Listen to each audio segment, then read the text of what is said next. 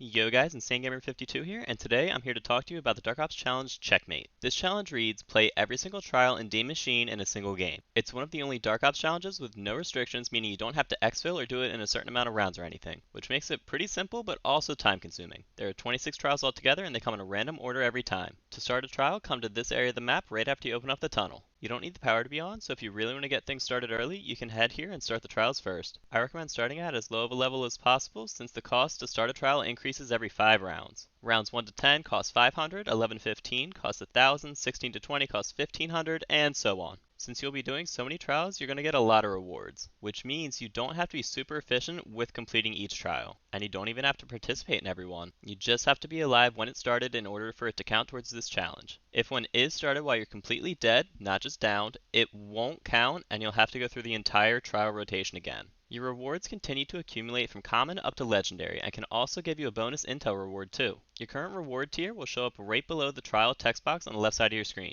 I recommend waiting to claim your reward until it's legendary tier, which is orange, since this gives you by far the best rewards. A legendary reward gives you 2 power-ups and either a purple pack-a-punched weapon, a wonder weapon, or a perk for yourself. If you have an intel reward, you still also have a normal reward in addition to it. To claim your intel reward, come back to the trial computer and interact with it. Once done, you'll be able to see your normal reward rank again. When you claim an intel reward, you're guaranteed to get a new one that you don't already have, which is great for completing the intel challenges too. On the screen now are the different categories that I think the trials fit into. The first one is remain inside a location for as long as possible. It's pretty straightforward. You'll see the border of the location like a hardpoint or domination flag in multiplayer. These are great for getting at the end of rounds since you don't need to get kills and can just stand there to get progress. You can tell you gain progress every time the trial text box flashes red. For these ones, you get progress for every second you remain within the area. The second category is kill any zombie in a location. This counts regular zombies, dogs, and even megatons. Some of these are the same locations as the previous category, but there are some different ones too. Between these first 2 categories, you should have to go to every area of the map if you do participate in every trial. There are some less open locations like the weapons lab which can get hectic at higher rounds, so I recommend just not participating in them during the later rounds.